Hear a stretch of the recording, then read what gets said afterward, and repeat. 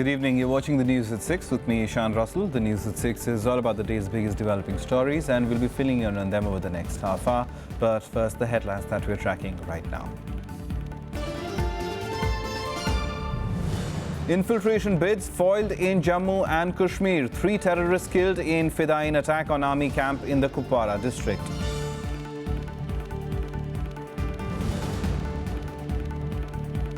China extends technical hold on India's attempt to secure a UN ban against Masood Azhar. India criticized the Security Council for being unresponsive and indecisive.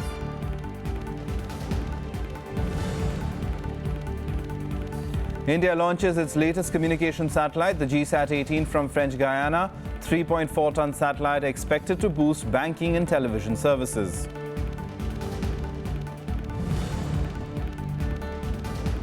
And the Supreme Court asked BCCI to implement Lodha Committee recommendations to reform cricket body. BCCI refuses to give undertaking to abide by all directions of the panel.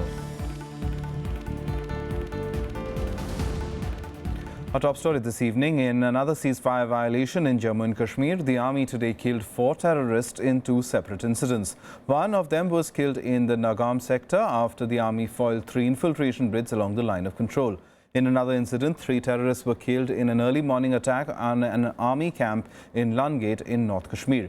Meanwhile, a massive search operation is going on along the line of control. This is the 3rd terror attack of this month. 1 terrorist was killed in an infiltration bid in the Nagaum sector of Jammu and Kashmir on Thursday. 2 army jawans were also injured in the attack. Earlier, 3 terrorists were killed in a gunfight that erupted after they attacked an army camp in Kupwara district. The terrorists attacked 30 Rashtriya Rifles camp in Langate in army combat dress. Our quick reaction team was activated. They localized the area where the terrorist was spotted, and after that we carried out sanitization of that localized area, in which 3 Pakistani terrorists were eliminated. A huge quantity of arms and ammunition were also recovered from the terrorists. AK-47 rifles, 2 UBGL launchers, large quantity of small arm ammunition and grenades, GPS for navigation, radio sets for communication. Responding to the attacks, Jammu and Kashmir Deputy Chief Minister Nirmal Singh said India's armed forces were ready to face any challenge posed by the terrorists from across the border. इस प्रकार से उड़ी के बाद और ये सारा जो हुआ है, और जिस प्रकार से पाकिस्तान टेररिज्म के ऊपर और उनका जो ये सारी बातें पूरी दुनिया में जो है वो आइसोलेट हुआ है, उससे पाकिस्तान भी और उनके जो उग्रवादी हैं जिनको पाल पोस रहे हैं वो काफ़ी डेस्परेशन में हैं, और उसी डेस्परेशन में चाहे वो बॉर्डर फायरिंग करने की कोशिश हो रही है, कर रहे हैं वो, चाहे वो इस प्रकार के अटैक्स हैं, तो ऐसा तो एक्सपेक्टेड था ही, तो उसके लिए हम पूरी तैयारी है. In the wake of the army's surgical strikes across the border, there have been repeated ceasefire violations in the last few days. The army is on alert, expecting an increase in infiltration attempts by the militants. Normal life continues to remain paralyzed as the valley enters its 90th day of shutdown due to the separatist-sponsored strikes. Bureau Report, Rajya Sabha TV. Now, in the wake of the surgical strikes across the line of control, Pakistan is facing the heat not only on the international stage but also from its own people. Protest demonstrations are being reported in Pakistan-occupied Kashmir, all directed against the Nawaz Sharif government for the support it is providing to terrorist outfits in the region. Scenes of protest from the Neelam Valley in Pakistan-occupied Kashmir. Local residents want terror outfits like the Lashkar-e-Taiba and the Jaish-e-Mohammed to shift their bases elsewhere. They complain that the terrorists are making their lives a living hell in the region. सबसे पहले मैं मजम्मत करता हूं रियासत जम्मू कश्मीर की इस capital city के अंदर लश्कर तैयबा के जहादी कैंपों की सबसे पहले भरपूर अंदाज में इसकी मरम्मत करें। जहां कहीं भी दहशतगर्दों के तालिबान के कैंप बने हुए हैं उनको खत्म नहीं किया तो फिर हम भी मजबूर होंगे कि इंतहाई इकदाम करने पर। The protesters disclosed that the terrorists are insinuating jihadi views in their school syllabus to indoctrinate children. की कुछ जहादी तंजीमें जो अक़वाम आलम ने बैंड की हुई हैं, जिनके ऊपर पाबंदी है, उन्होंने जो है अपनी ऊपर जो है वो कैमोफ्लेज करके जो है वो यहाँ पर आके बच्चों को जो है वो एक दहशतगर्दी की जो है वो राह है या उस ट्रेंड पे जो है वो उसको चढ़ाने जा रहे हैं। The protests at the local level against the Pakistani government are being echoed on the international stage as well. No country at present except China is on its side. Taking note of the isolation, Pakistani Prime Minister Nawaz Sharif is reportedly asking his army to crack down on the terrorists. Even the Pakistani opposition is not holding back.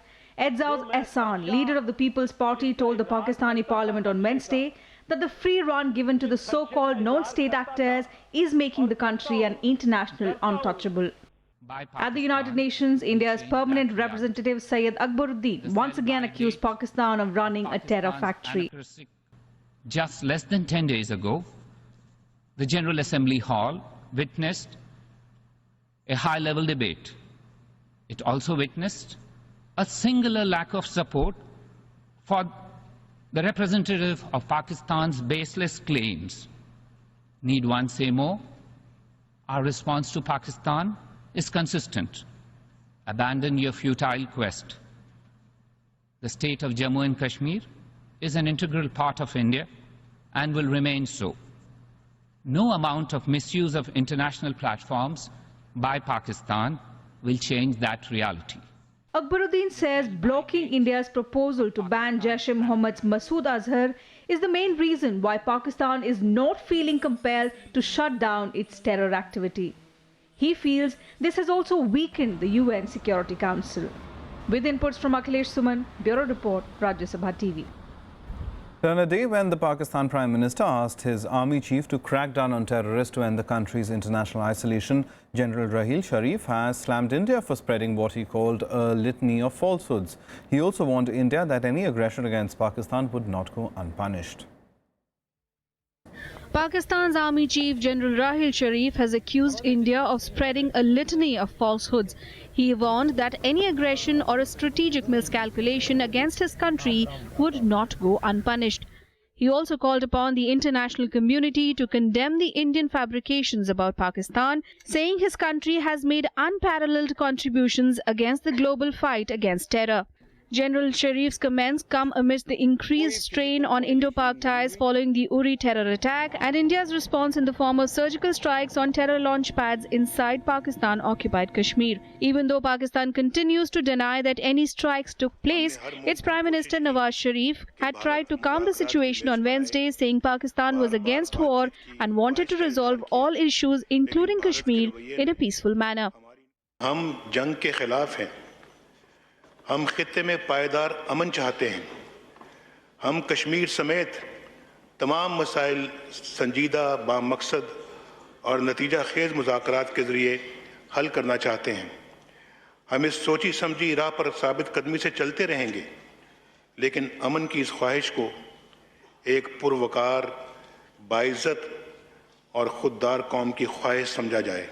Pakistan has been increasingly isolated at the international level, with the SAARC summit to be held in Islamabad being cancelled after members pulled out. Perhaps it is a sign of its increasing desperation that the Pak PM bluntly asked its army chief to act against terrorists. Bureau Report, Rajya Sabha TV. Now, Congress Vice President Rahul Gandhi wrapped up his month-long Kisan Yatra from Deoria to Delhi ahead of the Uttar Pradesh Assembly elections. Addressing a crowd during his roadshow, Rahul Gandhi targeted Prime Minister Narendra Modi on the income declaration scheme, alleging that he failed to act against black money despite his promise to fight corruption. Rahul claimed that instead the Prime Minister had brought in a scheme to legalize the ill-gotten wealth of thieves. He also pressed upon the Modi government to announce a debt waiver for farmers. He also took a swipe at the ruling Samajwadi Party, saying he will give UP a government of farmers, labourers and people of every religion and caste, and not that of a selected few. During the Kisan Yatra, the Congress Vice President interacted with farmers whose rights he claims he is championing against a central government committed to promoting the interests of big business. कुछ दिन पहले लोकसभा में बैठा था मैं, दूसरे side Arun Jaitley ji खड़े होते हैं, कहते मैं एक नया कानून लाया हूं, नया कानून लाया हूं। इस कानून से हिंदुस्तान के सब चोर चपाटी, गैंगस्टर, ड्रग डीलर, आतंकवादी अपने काले धन को सफेद कर सकते हैं। इस नए कानून को मैंने फेयर एंड लवली स्कीम नाम दिया, आपको याद होगा। कुछ ही दिन पहले नरेंद्र मोदी जी कहते हैं कि देखो हमने कितना काला धन सफेद करवाया है। And our correspondent Vishal Theya has been tracking the story for us. Let's go across to him. Vishal, and now finally this Kisan Yatra, Rahul Gandhi's big roadshow across UP is drawing to a close. Let's talk about the larger picture over here, because it seems that while it was about the state of UP and the elections over there, but the target has always been the central government. So it's as much about the state as about Rahul Gandhi making an impact in national politics against Prime Minister Modi. Well, yes, you're right. In fact, this is the last day of this Kisan Yatra. And in a short while from now, he would be reaching his final destination at the Parliament Street out here in the national capital. But if you look at all the speeches which have been given by him throughout this 26-day long Yatra, the focus more or less has been the BJP-led government at the center. And the Congress Vice President has been very, prominently pointing out the lapses on the part of the NDA government. But yes, since the Yatra's focus is UP election, he's also tried to corner both Samajwadi Party and Bahujan Samaj Party as well. Although this time around, the Congress seems to be, applying a different strategy. Instead of having their star campaigner Rahul Gandhi address huge rallies in several parts of the state, what they've done is that Rahul goes on this Yatra crisscrossing one larger part of the state and address smaller gatherings, do road shows. One attempt by the party to connect with the people, to try and bring Rahul face to face with the common voter. And the refrain, the major, I would say, slogan of this entire Yatra has been centered, or rather focused on the farmers. Right. And yes. Yeah, Vishal, important point to make over there about the promises that he's making. He's talking about farm loan waivers. He's talking about electricity at half prices. So in terms of resonance on the ground, in terms of actual farmer and labourer issues of the real voters that Rahul Gandhi is trying to catch over here, how's the response been? Well, that's what I was saying, Ishan. The party has refrained from having larger rallies where we could sort of make a guess as to, how many people are attending his public rallies and whether or not he's getting a good response. But he's addressing Khat Sabhas, he's addressing corner meetings, he's doing road shows when he moves through the cities or smaller towns. And clearly, the focus and the promises also are aimed at the farmer community. He's promising them that he will, if his party comes to power, he will waive off all the loans which farmers have, and he'll also give them additional facilities. So clearly, this can be taken as one of the important points of the Congress's manifesto in the forthcoming UP elections. But one more very important point out here is whether or not he's made that impact which is set out to make around 26 days ago, 30 days ago, will be something which will be known when the party campaigners get on the ground and the rivals also hit the ground. Let's not forget that Samajwadi Party is yet to begin its election campaign. As far as Mayawati is concerned, she's addressed a few rallies, but a full-fledged campaign is likely to begin next week. And The same stands true for the BJP as well. The Prime Minister has addressed 1 or 2 rallies, but full-fledged election campaign is likely to begin in a month or so.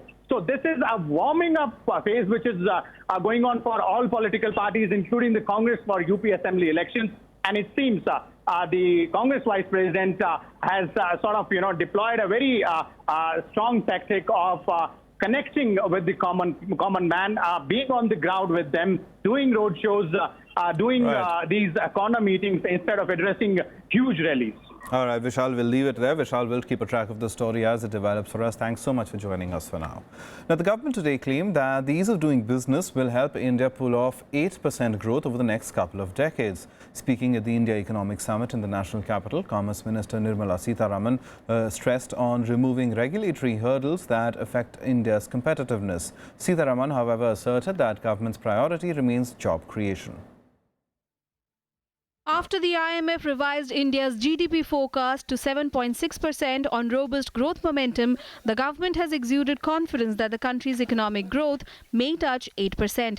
Speaking at the India Economic Summit at the World Economic Forum, Commerce Minister Nirmala Sitharaman said that states are working jointly with the centre to propel economic growth. Sitharaman added that FDI flows to India have increased significantly and this has to be translated into job creation. Talking about ease of doing business, or when you're talking about equitable growth, inclusive and equitable growth for a sustained future, all of this sits well with what the government of India is doing. The unemployment rate in India shot up to a 5-year high of 5% in 2015-2016. Unemployment stood at 8.7% for women as compared to 4.3% for men. Around 77% of the households do not have a regular salary earner. Experts say the various flagship programs of the government on skill development lack interlinkage. Some of the flagship programs in this context, particularly the Skill India, the Startup India, the Make in India, how we establish interlinkages between these programs, that would in a way provide major boost to our economic growth. And that's important because that would help in creating jobs at the ground level. India's economy grew 7.1% in the first quarter of 2015-2016. However, jobless economic growth continues to haunt India's youth. With 1 million individuals entering the labour force every month, creating productive jobs is perhaps the biggest challenge facing the country. Kriti Mishra's report for Rajya Sabha TV. A major boost to India's telecommunication services. The country today successfully launched its latest communication satellite, GSAT-18, early this morning. European Space Agency, Arianespace, carried out the successful launch from the spaceport in Kourou in French Guiana. While most Indians were sleeping, the skies above French Guiana lit up in the wee hours of Thursday as India launched its latest communication satellite, the GSAT-18. Delayed by a day due to bad weather, the launch was successfully carried out by the giant Ariane 5 rocket from the spaceport of Kourou in French Guiana. Built by the Indian Space Research Organisation, the 3.4-ton satellite will help boost banking and television services. Today, they have launched our 20th mission. I do not have any hesitation to say that during all these launch campaigns, our teams have received excellent support from Arianespace and CSG for preparing the satellites for the launch. Announcing the successful launch of the satellite, Arianespace CEO Stephen Israel took to Twitter to congratulate the team. President Pranab Mukherjee also congratulated ISRO for the successful launch. Prime Minister Narendra Modi hailed it as another milestone in India's space program. GSAT-18 strengthens ISRO's current fleet of 14 operational telecom satellites. Carrying 48 transponders, it provides services in the normal C-band and upper extended C-bands of the frequency spectrum. It has a mission life of 15 years. Bureau Report, Rajya Sabha TV.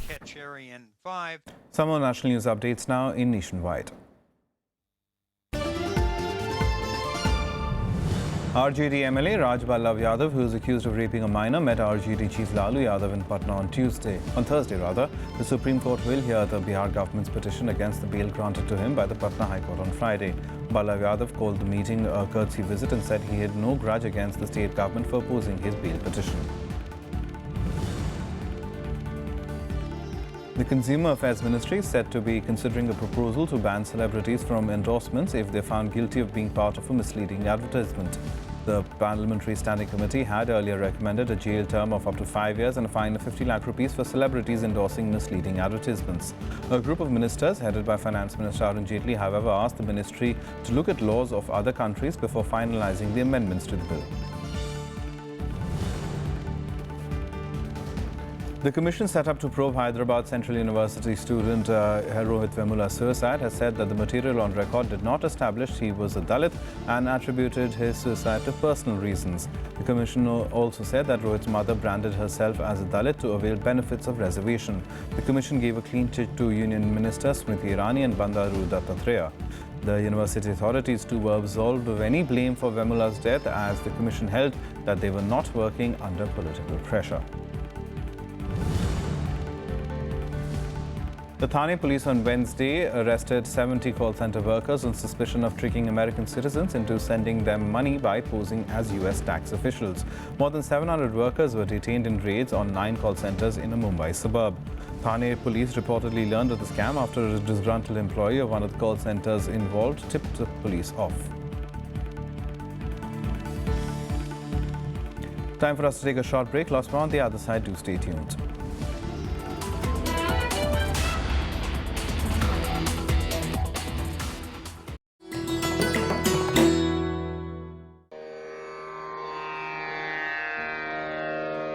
The sacred relics of Buddha were unearthed in Piprava in Uttar Pradesh. Buddhist monks from all over the world visit the National Museum to pay their respects. These charred bone fragments of Buddha are housed in the gold canopy gifted by the royal family of Thailand.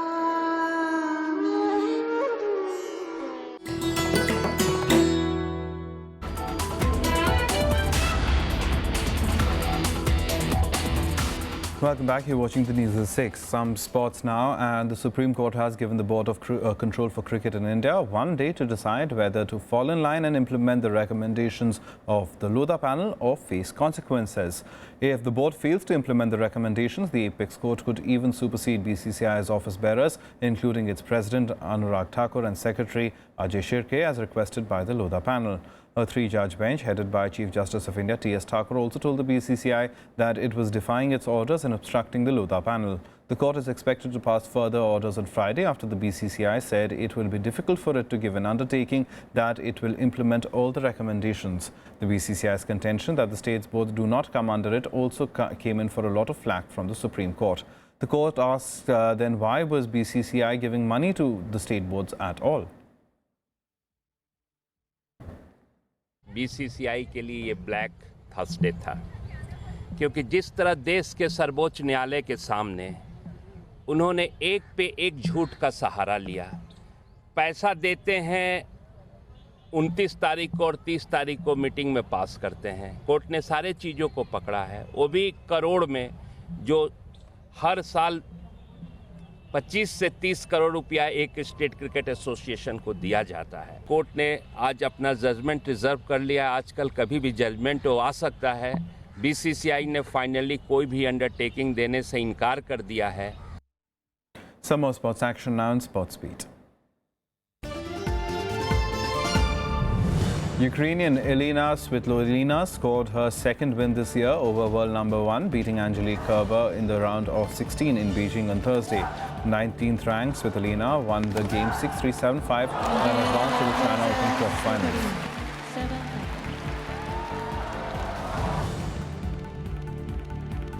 Goalkeeper PR Shijesh will lead an 18-member Indian men's hockey team in the 4th Asian Champions Trophy to be held in Kuantan, Malaysia from October 20th to 30th. Hockey India selectors have named 24-year-old midfielder Manpreet Singh as the vice-captain of the side for this tournament.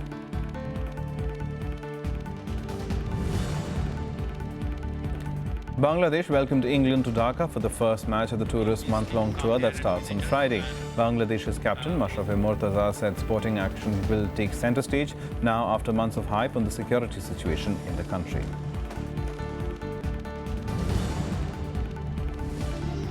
FIFA Vice President Victor Montegliani has said that an increase in the size of the World Cup was likely for the 2026 competition. He also disclosed yesterday that Russia and Qatar were being awarded tournaments presented an opportunity to clean the sport.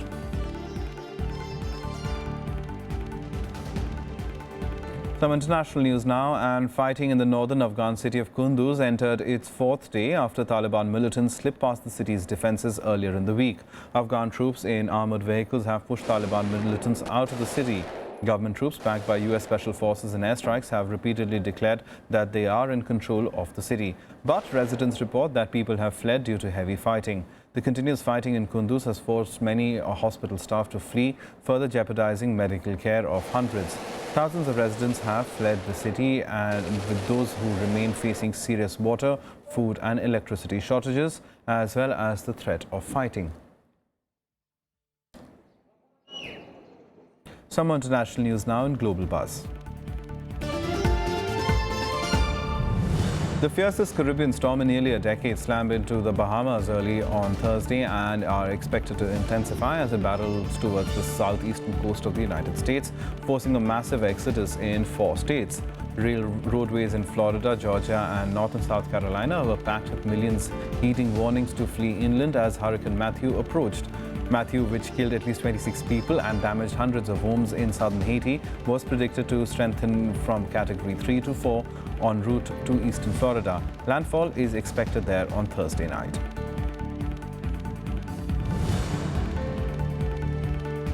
A group of women activists who tried to break Israel's decade-long blockade of the Gaza Strip have been held pending deportation after the Israeli Navy intercepted their boat.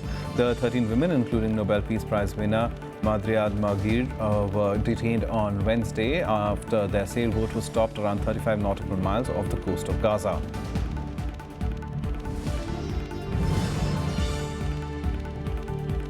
The Norwegian Prime Minister was caught playing Pokemon Go during a debate in the country's parliament. Erna Solberg was pictured playing the game in a debate on Tuesday. This isn't even the first time a Norwegian politician has been caught playing the game while in parliament. The leader of Norway's Liberal Party was seen playing the game during a meeting on national security back in August. Ironically, that same leader was the one speaking in parliament as the Prime Minister tried to catch them all. We'll wrap up on that. Thanks so much for watching.